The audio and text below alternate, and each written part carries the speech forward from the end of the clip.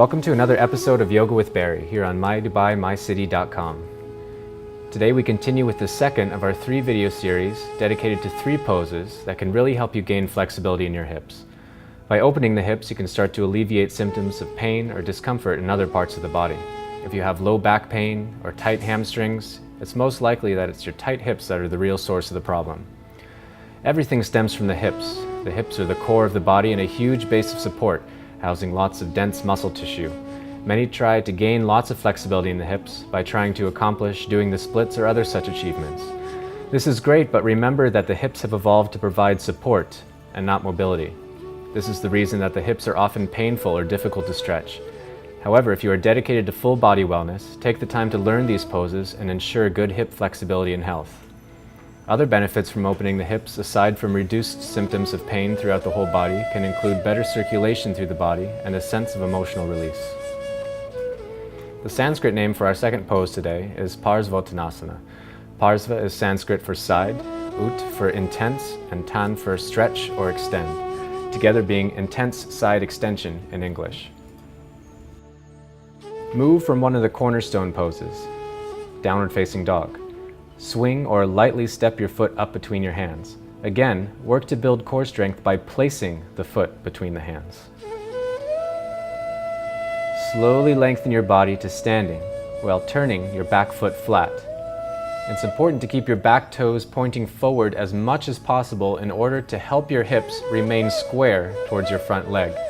This action lengthens the muscle in the front leg, particularly the hamstrings.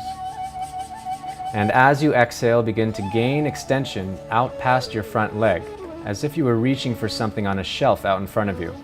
By maintaining extension through the upper body, you will lengthen the muscles in the back of the leg through the kinetic chains that interconnect the muscles of the body.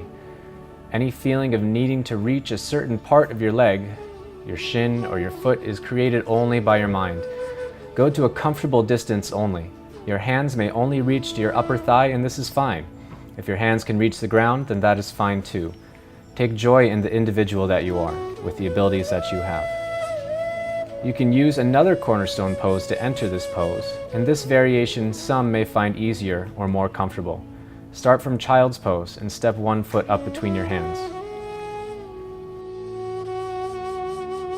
Push through your back heel to lengthen through your hip structure and to eventually gain more length through the front leg.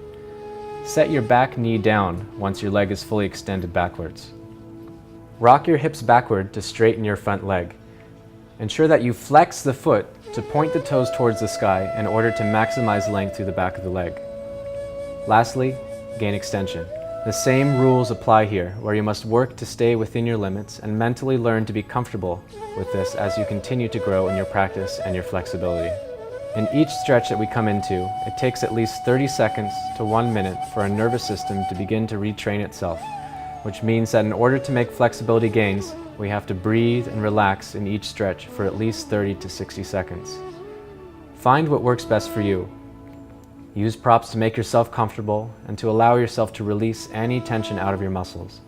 You're one step closer to greater hip flexibility, especially when working through tight, painful areas of the body, such as the hips and hamstrings. Remember the wise words of Samuel Johnson. Clear your mind of can't. And remember to strive for progress, not perfection. See you next week.